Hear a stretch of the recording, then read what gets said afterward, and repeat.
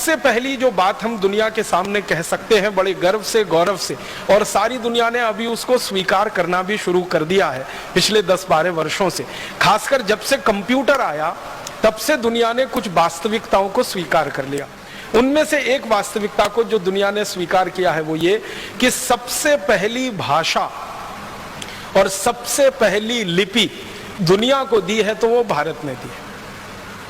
लिपि आप समझते हैं, जिसमें भाषा लिखी जाती है, और भाषा तो आप जानते हैं। तो दुनिया की सबसे पहली भाषा और सबसे पहली लिपि जिसको लिखकर हम व्यक्त कर सकते हैं वो भारत ने ही दुनिया को दी है। भाषा हमारी जो सबसे पहली दुनिया में गई है वो संस्कृत है, और लिपि जो हमारी दुनिया में सबसे पहली गई है वो देवनागरी है। लेकिन भारत में कई ऐसे इतिहासकार हुए हैं जिनका ये कहना है कि देवनागरी लिपि से भी पहले एक लिपि हमने दुनिया को दी है जो आज लुप्त हो गई है हमारी लापरवाही के कारण, और वो लिपि ब्राह्मी लिपि रही है। ब्राह्मी लिपि के बारे में सारी दुनिया के वैज्ञानिकों ने एक बात जो स्वीकार की है वो ये है कि ब्राह्मी लिपि उतनी ही पुरानी है जितना पुराना भारत है। और भारत के पुराने होने के बारे में परम पूजनीय स्वामी जी के मुंह से अभी आपने सुना, 1 अरब 96 करोड़ माने लगभग 2 अरब साल पहले का ये पूरा हमारा ब्रह्मांड है, प्रकृति है जिसमें भारत बसता है, लगभग उतनी ही पुरानी ब्राह्मी लिपि मानी जाती है। अब समस्या उत्पन्न ये हो गई है कि इतनी पुरानी ब्राह्मी लिपि को पढ़ने वाले और समझने वाले वैज्ञानिकों की संख्या अभी नहीं है। बहुत थोड़े वैज्ञानिक रहे हैं जो लिपि वैज्ञानिक माने जाते हैं, जो वो भाषा को पढ़कर उसका अर्थ समझा सकते हैं। तो ब्राह्मी लिपि हमारी सबसे पुरानी लिपि है जो दुनिया के देशों को हमने दी, और दुनिया के लिपि वैज्ञानिक ये मानते हैं कि लिखना अगर दुनिया में सिखाया है किसी देश ने तो वो भारत ने ही सिखाया है, क्योंकि भारत के पहले लिखने की कला किसी भी देश को नहीं आती थी। भारत ने लिखना सिखाया, क्योंकि लिपि का आविष्कार सबसे पहले भारत में हुआ। जब आपके पास लिपि होती है तभी आप लिख सकते हैं। पढ़ना और बोलना तो थोड़ा आसान होता है, लेकिन लिखना थोड़ा कठिन माना जाता है, वो लिपि के प्रभाव से ही होता है। तो सबसे पहली लिपि हमारी, तो सबसे पहले लिखना हमारे यहाँ शुरू हुआ, और वो लिखना फिर हमारे यहाँ से चीन में गया। चीन ने हमसे लिखना सीखा। चीन के जो लिपि वैज्ञानिक हुए हैं, जो पिछले हजारों साल का अध्ययन कर रहे हैं, वो ईमानदारी से इस बात को स्वीकार करते हैं कि चीन के वैज्ञानिक, चीन के ऋषि मुनि भारत आए, उन्होंने लिपियों का अध्ययन किया, अध्ययन करके चीन में वापस गए, और वहां जाकर फिर उन्होंने अपनी लिपियों का आविष्कार किया। तो लिखना भारत ने सिखाया पूरी दुनिया को। और अगर भाषा आपने दी है पूरी दुनिया को, तो दूसरी बात भी कही जा सकती है कि बोलना भी हमने ही सिखाया पूरी दुनिया को। लिपि से लिखना आता है, भाषा से बोलना आता है। भाषा हमारी सबसे पुरानी संस्कृत जो सारी दुनिया में हमने दी है। दुनिया की जो विशिष्ट भाषाएं मानी जाती हैं अंग्रेजी को छोड़कर, जैसे जर्मन है, जैसे फ्रेंच है, जैसे डच है, जैसे इटालियन है, जैसे पोर्चुगीज है, जैसे स्पेनिश है, जैसे रशियन है, जैसे डेनिश है, दुनिया में विशिष्ट भाषाओं में ये मानी जाती है अंग्रेजी को छोड़कर। अंग्रेजी विशिष्ट भाषाओं में नहीं मानी जाती, अंग्रेजी सामान्य भाषाओं में गिनती होती है, क्योंकि अंग्रेजी दूसरों की नकल है, और जो दूसरी भाषाएं हैं वो मूल भाषाएं मानी जाती हैं। तो जो मूल भाषाएं मानी जाती हैं पूरी दुनिया में, जर्मन हो, फ्रेंच हो, डच हो, इटालियन हो, रशियन हो, फिर स्पेनिश हो, पोर्चुगीज हो, ये सभी मूल भाषाओं के मूल वैज्ञानिक जो अध्ययन करते रहते हैं वो ये कहते हैं कि हमारी सभी भाषाएं संस्कृत से निकली। जर्मनी में तो ये बात बिल्कुल गहराई तक स्वीकार की जा चुकी है कि जर्मन भाषा संस्कृत की देन है, और जर्मनी के लोग अपने आप को बड़े गर्व से ये कहते हैं कि हम आर्य हैं, माने हम भारतवासियों के ही जैसे हैं, हमारे वंशज भारतवासी रहे हैं। जर्मनी की जो हवाई जहाज की सेवा है ना, उनकी सबसे बड़ी हवाई सेवा, उसका नाम है लुफ्थहान्सा। जब लुफ्थहान्सा के बारे में किसी जर्मन को मैंने पूछा कि ये लुफ्थहान्सा क्या शब्द है, जर्मनी का शब्द है, जर्मन का शब्द है, वो वैज्ञानिक मुझे हैरानी से देखने लगा, कहने लगा ये जर्मन का शब्द नहीं है, ये संस्कृत का शब्द है। मैं पूछा क्या है, तो उसने कहा लुप्तहंस, उसमें से बना लिया लुप्तहंसा। लुप्त माने खत्म हो गए, विलीन हो गए। और हंस जानते हैं, एक बहुत विशेष किस्म का पक्षी जो आज दुनिया में हमें दिखाई नहीं देता। एक जमाने में सबसे ज्यादा ये हंस भारत में ही हुआ करते थे, तो उन्होंने कहा भारत के संस्कृत में से हमने ये निकाला है लुप्त हंसा। हंस जो लुप्त हो गए उनके नाम पर हमारी पूरी एयरलाइन चलती है जिसको लुफ्त हंसा कहते हैं। पहली बार मुझे पता चला कि जर्मनी की सरकार का संस्कृत के प्रति इतना प्रेम है कि उन्होंने अपनी एयरलाइंस का नाम ही भारत के शब्दों से बना लिया। और आज जर्मनी में शिक्षा में, विश्वविद्यालय के स्तर की शिक्षा में संस्कृत की पढ़ाई पर और संस्कृत के शास्त्रों की पढ़ाई पर सबसे ज्यादा पैसा खर्च हो रहा है। और जर्मनी दुनिया का भारत के बाहर का पहला देश है जिसने अपनी एक यूनिवर्सिटी, एक विश्वविद्यालय संस्कृत साहित्य के लिए समर्पित किया हुआ। और जर्मनी दुनिया का वो पहला देश है जिसने भारत के बाहर भारत की विद्या को सीखने और सिखाने की परंपरा शुरू की है। हमारे जो महर्षि चरक हुए, जिन्होंने चिकित्सा व्यवस्था का सबसे पहला सिद्धांत और सारी विद्याएं दुनिया को सिखाई, चरक, उनके नाम पर जर्मनी की सरकार ने विभाग बनाया है, उसका नाम ही है चरकोलॉजी। चरक ऋषि के नाम पर चरक लिया और लॉजी उसमें उन्होंने लगा दिया अंग्रेजी का, तो चरकोलॉजी विभाग उनका है, माने चिकित्सा विभाग।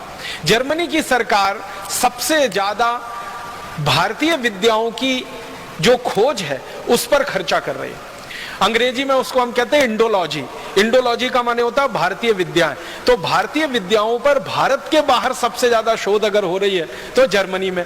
और जर्मन वैज्ञानिकों से जब हम पूछते हैं कि ये सब आप क्यों कर रहे हैं, तो कहते हैं वो संस्कृत का कारण है, क्योंकि संस्कृत सबसे पुरानी भाषा है, सबसे पहली भाषा है, इसलिए सबसे पुराना और सबसे पहला ज्ञान भी इसी में है, और वो ज्ञान हमें सीखना है ताकि हम हमारे देश को आगे बढ़ा सकें। तो सबसे पहली भाषा और सबसे पहली लिपि हमने दुनिया को दी। अब संस्कृत के बारे में 2-3 महत्व की बातें जो सारी दुनिया के वैज्ञानिक कहते हैं वो मैं आपसे शेयर करना चाहता हूं। संस्कृत के बारे में सबसे अच्छी बात जो आज कही जा रही है वो ये कि कंप्यूटर को चलाने के लिए जिस भाषा का सबसे अच्छा उपयोग हो सकता है वो यही भाषा है संस्कृत। कंप्यूटर चलाने के लिए आप जानते हैं कुछ सिद्धांत तय किए जाते हैं, उनको अंग्रेजी में एल्गोरिदम्स कहते हैं। जो एल्गोरिदम सबसे अच्छी बनी है आज तक पूरी दुनिया में वो संस्कृत में ही बनी है, अंग्रेजी में नहीं बनी। आपको सुनकर हैरानी होगी, दुनिया में कंप्यूटर चलाने वाली सबसे अच्छी algorithm, best in the world, पूरी दुनिया में सबसे अच्छी एल्गोरिदम वो संस्कृत में तैयार हुई है। और थोड़े दिन में संस्कृत की वो एल्गोरिदम सारी दुनिया पे छा जाने वाली है। सब वैज्ञानिक इस बात को स्वीकार कर रहे हैं। कारण जानते हैं क्या? वो कहते हैं कि इस भाषा में 2 चीजें बहुत महत्व की हैं जो दूसरी भाषाओं में नहीं मिलती। पहली भाषा की जो विशेषता है संस्कृत की वो ये कि इसका जो व्याकरण है वो एकदम पक्का है। इतना पक्का है कि लाखों करोड़ों वर्ष पहले किसी ऋषि मुनि ने जो व्याकरण में कह दिया है वो 21वीं शताब्दी में भी उतना ही सच है जो लाखों करोड़ों वर्ष पहले।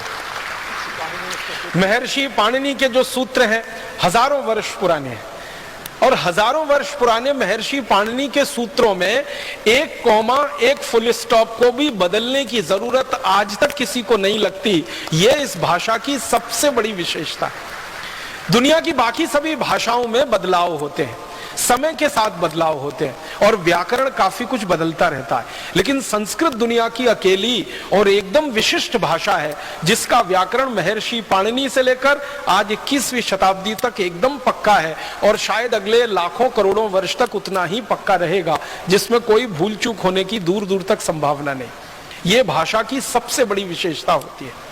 और इसलिए फ्रांसीसियों ने अपनी जो भाषा बनाई फ्रेंच, उसको संस्कृत का आधार दिया। जर्मन लोगों ने जो अपनी भाषा बनाई जर्मन, उसको संस्कृत का आधार दिया। आप कभी फ्रेंच भाषा को या जर्मन भाषा को पढ़ने की कोशिश करेंगे तो वो बिल्कुल वैसी की वैसी है जैसे संस्कृत होती है। संस्कृत में धातु रूप होते हैं, शब्द रूप होते हैं, फ्रेंच में भी ऐसे ही होता है। और मैंने गिनना शुरू किया तो फ्रेंच, जर्मन, डेनिश और बहुत सारी भाषाओं की गिनती करते करते 56 ऐसी भाषाएं हैं जिनके शब्द रूप, धातु रूप लगभग संस्कृत जैसे हैं। बहुत मामूली सा अंतर है उनमें। और वो मामूली सा अंतर भी क्यों रखा गया? जब उन लोगों से बात होती है जिन्होंने इस भाषा पे काम किया, वो कहते हैं वो जानबूझ के रखा गया।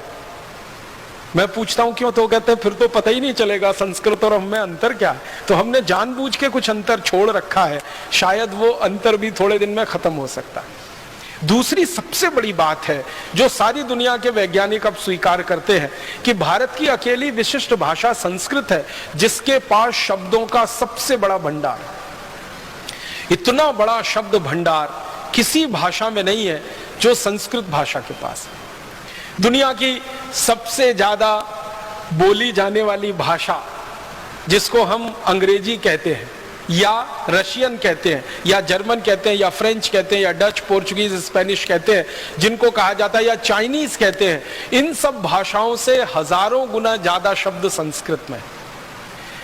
महर्षि पाणिनि ने संस्कृत का ग्रामर जब तय किया, उस समय से लेकर और आज तक अगर संस्कृत के इस्तेमाल किए गए शब्दों की गणना की जाए कि कितने संस्कृत शब्द भाषा के स्तर पर इस्तेमाल हुए हैं और लोगों के बीच में वो आए हैं, शास्त्र के माध्यम से, साहित्य के माध्यम से, बोलचाल के माध्यम से, तो संस्कृत भाषा में अब तक जिन शब्दों का इस्तेमाल हो चुका है और भविष्य में और होगा, 102 अरब 78 करोड़ 50 लाख शब्दों का इस्तेमाल अब तक संस्कृत भाषा में हो चुका है। 102 अरब 78 करोड़ 50 लाख, इतने शब्दों का इस्तेमाल महर्षि पाणिनि के समय से लेकर और अभी तक हो चुका है। और संस्कृत के विद्वान कहते हैं कि अगर आज से अगले 100-200 साल की बात हम करें और इसी तरह से संस्कृत में काम चलता रहे तो इतने ही शब्दों का और इस्तेमाल अगले 100 से 200 वर्षों में हो चुका होगा। जब संस्कृत कंप्यूटर की भाषा हो जाएगी थोड़े दिन में, क्योंकि दुनिया की सबसे अच्छी एल्गोरिथम संस्कृत में तैयार हुई है और सामान्य कंप्यूटर की भाषा में संस्कृत आने लगेगी, तो वैज्ञानिकों का कहना है कि 102 अरब 78 करोड़ 50 लाख जो शब्द अब तक इस्तेमाल हुए हैं, इतने ही शब्द और इस्तेमाल हो चुके होंगे अगले 100 से 150-200 वर्षों में।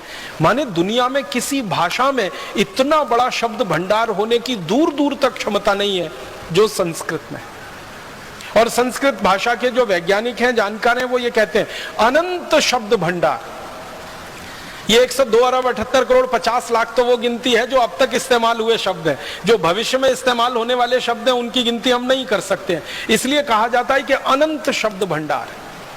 दुनिया में किसी भाषा में इतना बड़ा शब्द भंडार नहीं। कोई व्यक्ति अगर लगकर ईमानदारी से 3 वर्ष करे काम तो संस्कृत भाषा का ये पूरा व्याकरण सीख सकता है और इतना बड़ा शब्द भंडार उसके कोश में आ सकता है। हमारे परम पूज्य ऋषि महर्षि पाणिनि ने जो लिखा है अष्टाध्यायी, उसको 3 वर्ष में पढ़कर कोई व्यक्ति बड़ा पंडित हो सकता है। मैं और एक गहरी तीसरी बात कहना चाहता हूं संस्कृत के बारे में, जो दुनिया के सारे वैज्ञानिक कहते हैं वो ये कि सबसे बड़ी बात, सबसे कम शब्दों में कहने की क्षमता अगर दुनिया की किसी भाषा में है तो वो संस्कृत में। सबसे बड़ी बात, एक वाक्य हो सकता है बहुत बड़ा, अगर हम पेज के लाइन के हिसाब से देखें तो बहुत सारे वाक्य ऐसे हो सकते हैं जो 1/4 पेज के हों, 1/3 पेज के हों, आधे पेज के हों। संस्कृत की ताकत इतनी बड़ी है कि उनको सबसे कम शब्दों में कह सकती है और पूरी बात उसमें आ सकती है, एक बात भी उसमें छूटे बिना। तो ये तीसरी सबसे बड़ी बात जो इस भाषा में है कि बड़े से बड़ी बातों को सूत्र रूप में, संक्षेप रूप में कह देने की ताकत इस भाषा में है, जो दूसरी भाषाओं में बहुत कम मिलती है। और ऐसे गुणगान अगर मैं करता रहूं तो पूरा व्याख्यान ही संस्कृत भाषा पे हो जाएगा। इसलिए मैंने संकेत के रूप में आपसे कहा कि दुनिया को सबसे पहली भाषा और सबसे पहली लिपि हमने दी तो संस्कृत भाषा के रूप में दी और ब्राह्मी लिपि के रूप में दी, और बाद में देवनागरी लिपि सारी दुनिया में स्थापित हुई। बहुत सारे वैज्ञानिक इस बात के लिए आजकल चर्चाएं कर रहे हैं सारी दुनिया की भाषाओं का झगड़ा मिटा दें। आपको मालूम है भाषाओं के आधार पर बहुत झगड़े होते हैं दुनिया में, ये देश उससे लड़ रहा है, वो उससे लड़ रहा है। भारत में भी झगड़े हो रहे हैं कि ये इलाका हमारा है, वो इलाका इनका है, वो भाषा के आधार पर। और प्रांतों की रचना भी हमारे देश में भाषावार आधार पर हो गई है और वो सबसे बड़ी गलती हो गई है। तो भाषा के आधार पर दुनिया में बहुत झगड़े हैं, लेकिन कई वैज्ञानिक मुझे ये कहते रहते हैं कि सारे झगड़े मिट सकते हैं अगर सब भाषाओं की लिपि देवनागरी हो जाए तो सारी दुनिया की भाषाओं के झगड़े मिट सकते हैं। हमारी भारत में कन्नड़ है, तमिल है, तेलुगु है, मलयालम है, उड़िया है, बांग्ला है, आसामी है, मराठी है, गुजराती है, और दुनिया में फ्रेंच है, जर्मन है, डच है, फिर स्पेनिश है, फिर पोर्चुगीज है। ऐसी 20-50 सैकड़ों भाषाओं को देवनागरी में लिखना शुरू कर दिया जाए तो सारे झगड़े मिट सकते हैं। एक बार मैंने कुछ विद्वानों से यह पूछा कि क्या देवनागरी में यह ताकत है कि सब भाषाओं का समावेश कर सके लिखित रूप में? उन्होंने कहा देवनागरी में ही ताकत है और किसी लिपि में यह ताकत ही नहीं है पूरी दुनिया में जो सब भाषाओं को वो समावेश कर सके अपने आप। इस समय हमारे देश में मराठी भाषा देवनागरी में ही लिखी जाती है, हिंदी तो देवनागरी में लिखी ही जाती है, नेपाली भाषा देवनागरी में, संस्कृत तो लिखी जाती है। दुनिया की बहुत सारी भाषाएं और भारत में चलने वाली बहुत सारी भाषाएं अगर एक साथ देवनागरी में लिखी जाना शुरू हो जाए तो ये ताकत, ये क्षमता एक लिपि में है, दुनिया की दूसरी किसी लिपि में नहीं है। इसका हमें गर्व है, गौरव है, अभिमान है कि सारी दुनिया को हमने ऐसी लिपि दी है जो सबसे ज्यादा वैज्ञानिक है और भाषा ऐसी दी है जो सबसे प्राचीन है और सबसे